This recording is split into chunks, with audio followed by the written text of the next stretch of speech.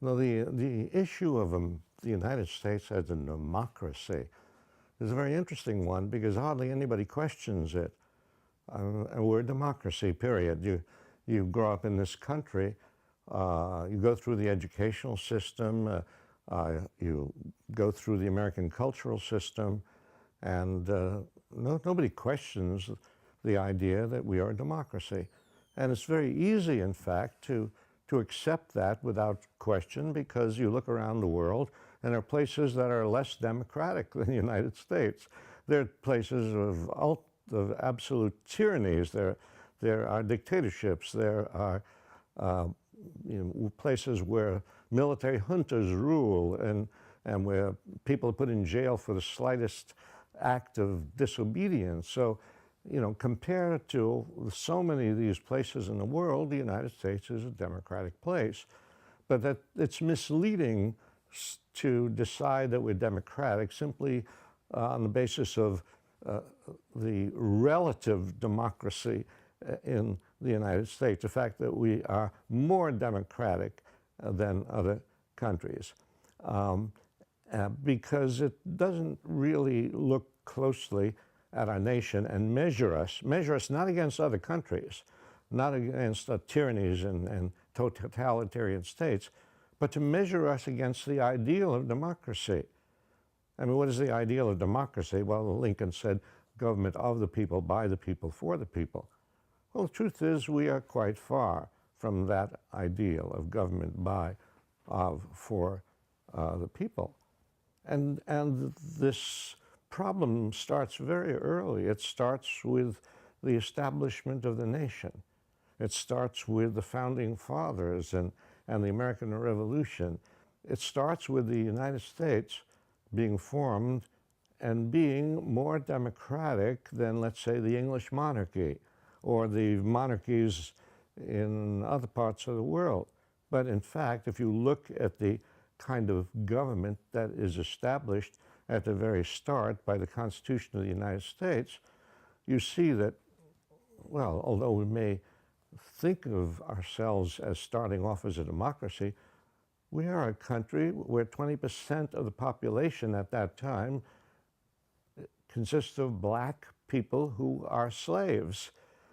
It also consists of a country in which the wealthy class dominates the politics and the economy.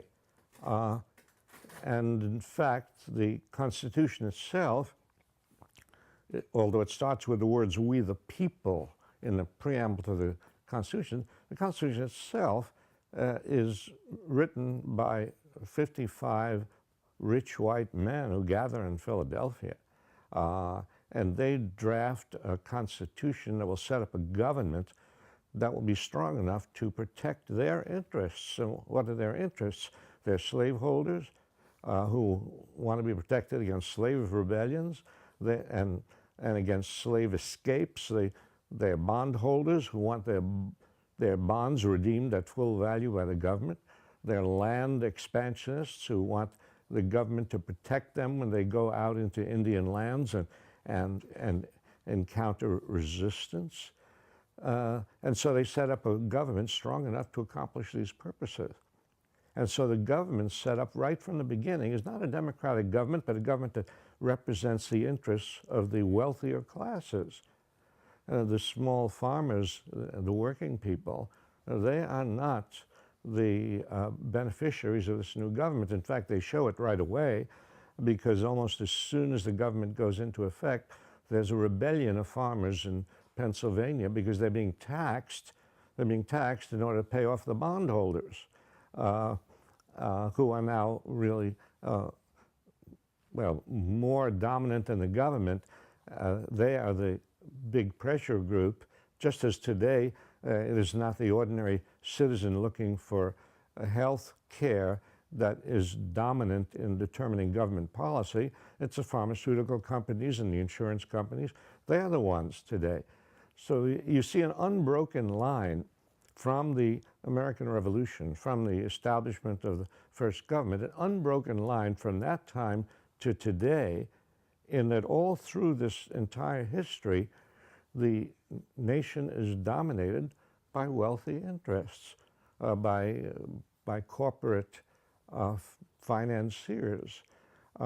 And the ordinary person, certainly black people, well, certainly Native Americans, certainly working people, it is not their government. It is not the government that Lincoln talked about, government of the people. And so, looking at American democracy, we see that it is not really a democracy. It is a plutocracy in a sense. Literally, plutocracy means ruled by wealth. And so we're really a plutocracy, but we do have, and this is important to point out, unlike totalitarian countries, we do have sort of apertures and openings, and there's sort of slight margins for dissent, and we have a Bill of Rights. Now, the Bill of Rights itself is not an absolute guarantee of free speech, because whenever the country goes to war, free speech begins to disappear. And it's not an absolute protection of people's rights, because whatever it says about, fair trial and so on, the fact is that trials are dominated by wealth. If you're a poor person, you're not going to get the same justice as a rich person. So wealth permeates every aspect of American society. It determines politics, economics, culture. And, there's another very important, I think, aspect to this issue of American democracy, and that is, can you really call yourself a democracy if you are using your national power to act in an oppressive and aggressive way against people in other parts of the world? And does that fit in with the idea of democracy? Can you be democratic at home and autocratic and imperialist abroad? I would argue that no, you cannot have an aggressive foreign policy which is imperial in design and in action, and consider yourself a democracy. And if you look at the history of the United States, what you see is a history of expansion into other countries, expansion of American influence, of American power, and it's a violent expansion, starting with the conquest of this enormous territory, which the colonists inherited, a violent expansion into Indian territory. It took 100 years of the annihilation of Indian nations and tribes, and involving massacres and expulsions and pushing the Indians into a smaller and smaller part of the country. And then after they'd been pushed into a small part of the country in Oklahoma called Indian territory, even that was taken away from them when oil was discovered in Indian territory. And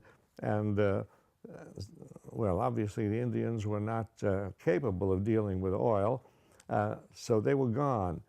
And so it starts with a continental expansion and the takeover of Indian land, and then, well, it moves in the middle of the 19th century, it moves southward and westward.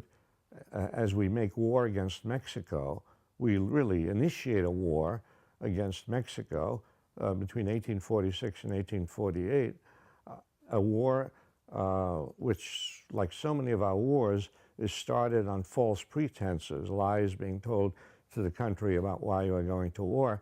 And the Mexican War really is our invasion of Mexico and our taking over of 40% of Mexican land, all that beautiful land in the Southwest, California, Colorado, New Mexico, Arizona. I'm sure very often people living in that part of the country and wondering why are there so many Santas this and Santa Cruz and Santa Ana and etc. Why is all these Spanish names? Well, that's because we took it from Mexico, and we have this irony now.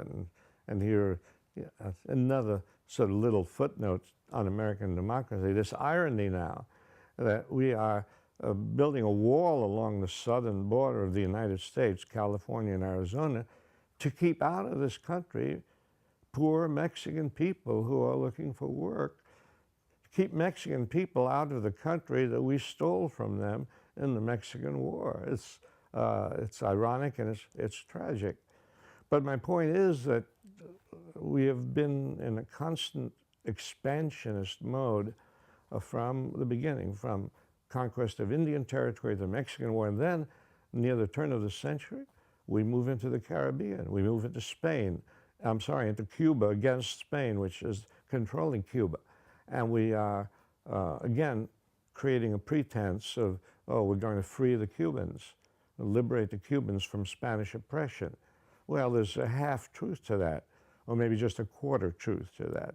And that is where we are, when we go into Cuba in 1898 and fight against the Spaniards, we are getting rid of Spanish control of Cuba. And then we're establishing American control of Cuba, U.S. control of Cuba. And in fact, that U.S. control of Cuba lasts a long time. It lasts until 1959, when this, well, why is Castro the hated symbol of our enemies? He's the first one to establish Cuban independence from, not just from Spain, but from the United States. And so he cannot be tolerated. So we go into the Caribbean, we take Cuba, we take Puerto Rico, and then we move out into the Pacific, we take Hawaii, we take the Philippine Islands. And interesting how in American history, and I'm sure it hasn't changed very much since the days when I studied American history, because I've seen studies of textbooks given to high school students and so on. In our history courses, the emphasis is on the Spanish-American War, the Cuban War, which is a very short war, lasts 3 months, very quick victory. And there's very little attention given to the Philippine War, which starts in, 1899, 1900, lasts until 1906 and beyond, many years, a bloody, brutal war in which the United States Army commits massacres in the Philippines. I mean, the war which Mark Twain protested against, a war which was opposed by a number of Americans who formed an anti-imperialist league. It was such a shocking display of brutality against an indigenous people in the Philippines. And so the United States took the Philippines and occupied it for the next 50 years. Well, after World War II, the expansion continued. Not necessarily territorially, although it did to some extent, because we sort of picked up islands in the Pacific, but mostly by American economic and political influence all over the world, and by the establishment of military bases. We now have military bases, maybe 700 military bases in over 100 countries in the world. Now, can we call ourselves a democracy if we are an imperial power and we are certainly not bringing democracy to these countries? Well, here we are today engaged in a war in Iraq and in Afghanistan.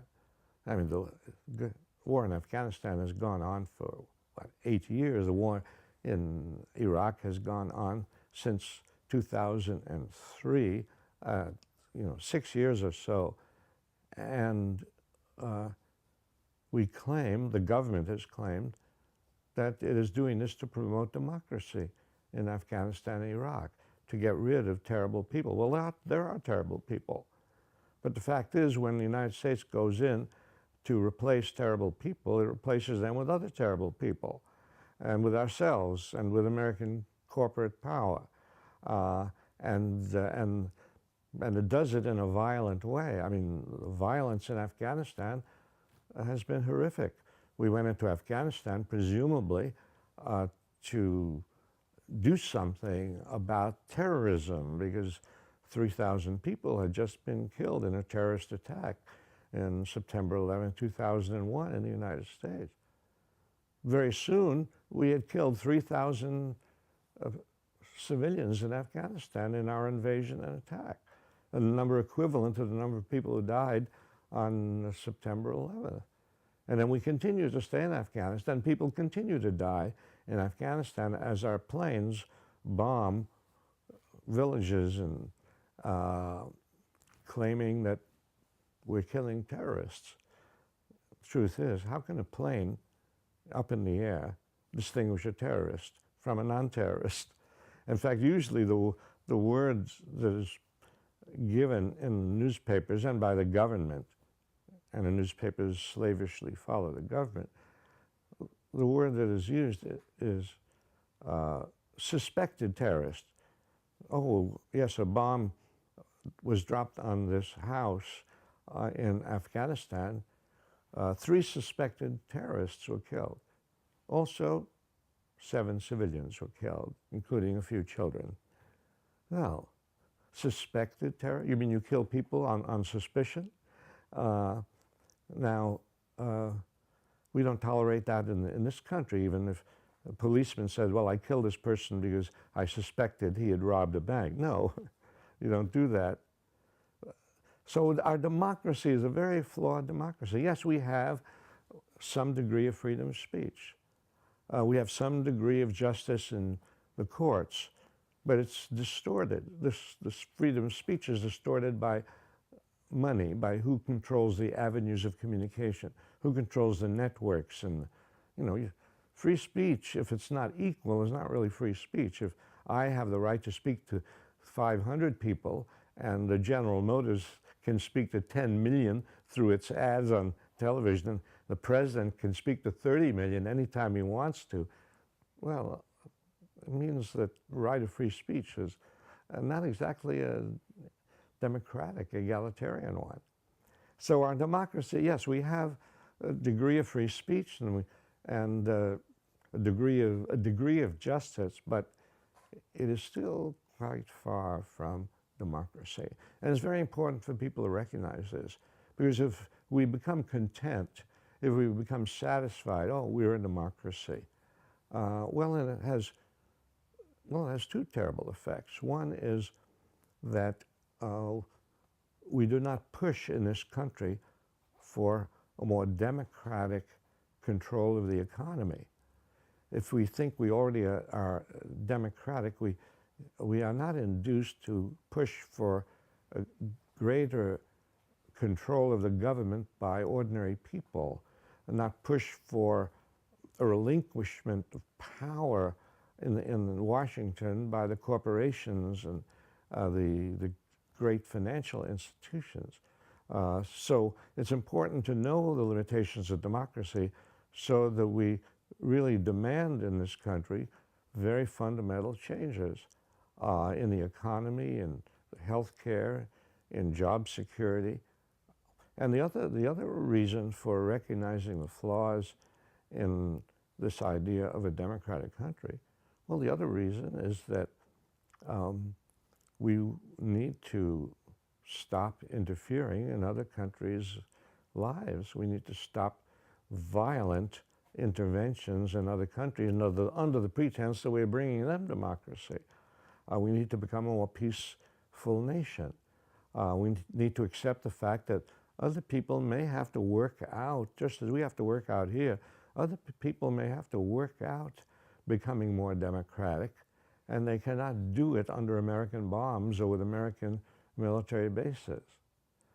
So there's this double reason for challenging the idea of this being a democratic country, and because if we don't challenge that, then we become passive citizens, allowing whatever is going on now to continue going on. And that's not good for the American people, and it's not good for people in other countries.